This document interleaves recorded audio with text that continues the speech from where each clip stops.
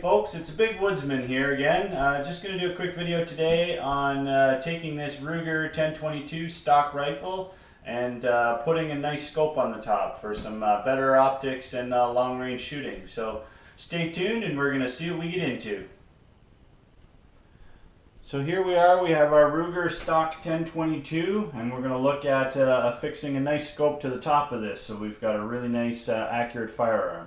So first thing, as always, when you're working with any firearm, check and make sure it's unloaded. Keep it pointed in a safe direction.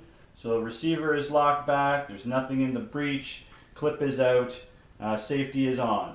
So we are ready to start working on this firearm. So the first thing we have to do is tip it up, and you notice at factory it comes with 4 little set screws on the top of the receiver. So the first thing we have to do is remove those set screws. So we'll go ahead and do that.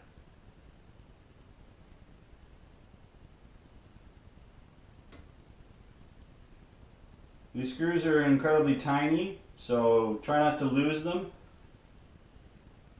They're easily lost. Keep those for later. If you ever want to take your optics off the firearm and put different optics on, then it's always nice to keep those screws for another day. So now that we have our screws removed, Ruger sends with a scope rail already packaged with the gun. It's very nice of them.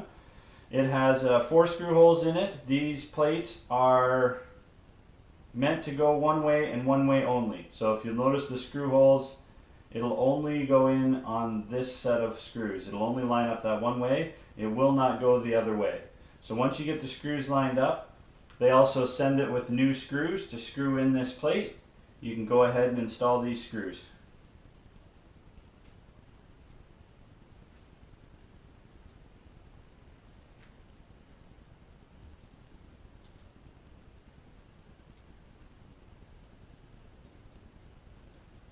So we're going to go ahead and screw these screws in place. We're not going to tighten them right down just yet until we get all 4 in.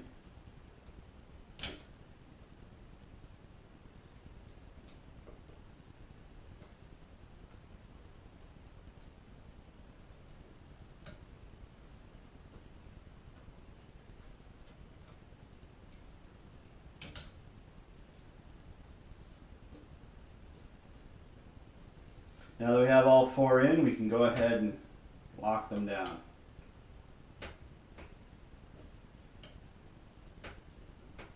On a 1022 model, because it's such a light caliber, it's not a big deal with recoil. It doesn't have a lot of recoil to it. If this was a high-powered caliber rifle, then I would say for sure I would put a little bit of blue Loctite on the bottom of each one of these screws, which is going to stop them from vibrating loose. Do not use red, because red's going to make them extremely difficult to get out in the long term, but blue is much easier on it and will keep those screws locked in there tight for the life of the firearm. So think about that if you're doing this on another high-powered rifle. So now that we have our scope rail on, we're going to go ahead and we're going to unbox our scope.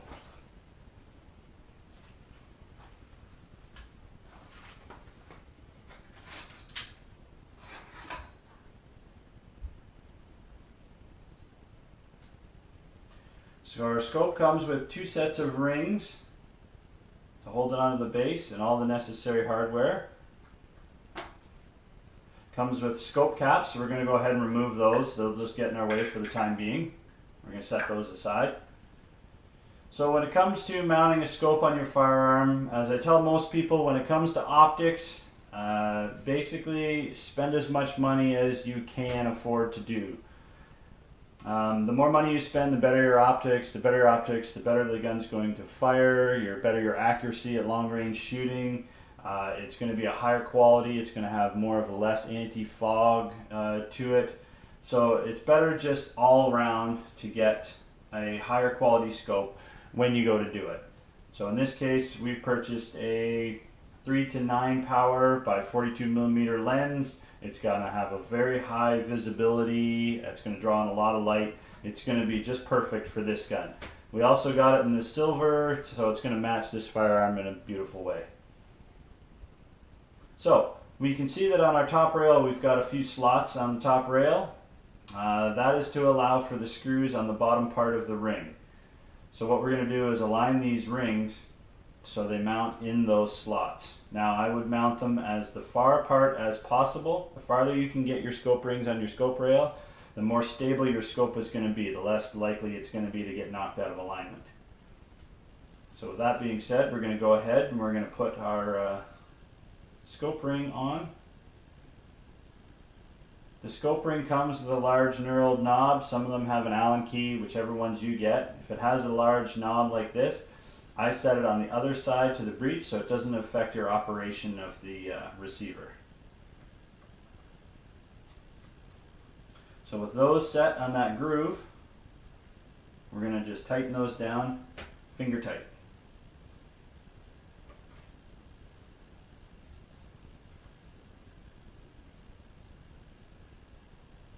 So those are nicely in place. They're as far apart as we can get them with the existing rail that's been given to us. So now that that's in place, we're going to take our scope and we're going to set it on top. So as most scopes, there's an up adjustment, up and down adjustment, and there's a left and right adjustment. It's very important that you make sure that you get this scope aligned in the perfect direction. So you notice most scopes have an emblem.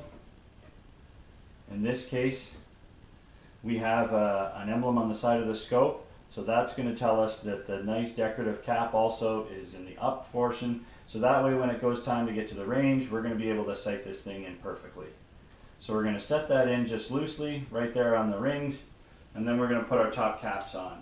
And we're going to put our top caps on so they're just loose. We're not going to tighten them down just yet.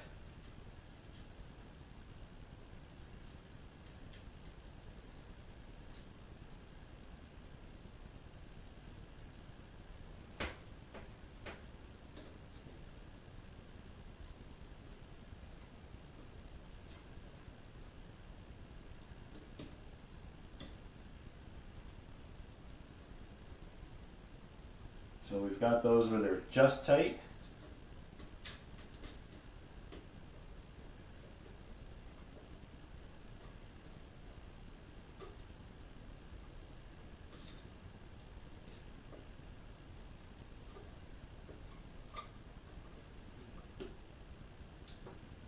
So now that we have that tightened down, we're going to go ahead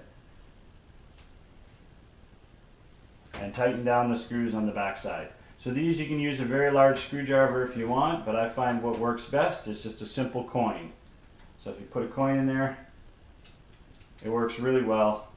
You can tighten those down. So now our scope rings are tightened to the base, but our scope still has the ability to move. It still can be turned and slid inside the scope rings. And I'll explain why I've left it like that for the time being.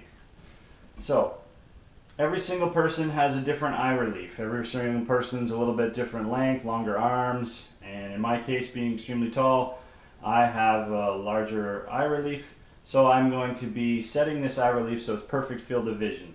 So in this case, what we do is we put the gun up to our shoulders with our eyes closed, feel it where it's comfortable, and then we open our eyes. If we don't have a perfect field of vision, we're going to slide that scope forward and back to make it so it's just right.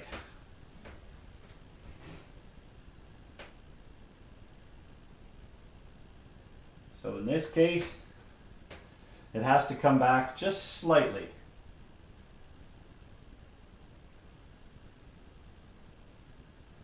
So there we go. And we're going to check it again.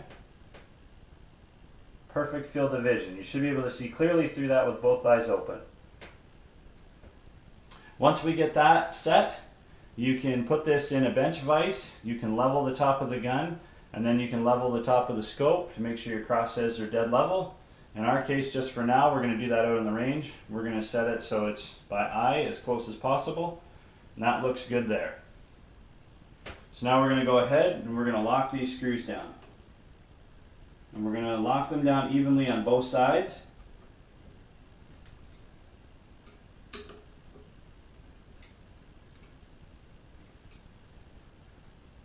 And now we're ready to go.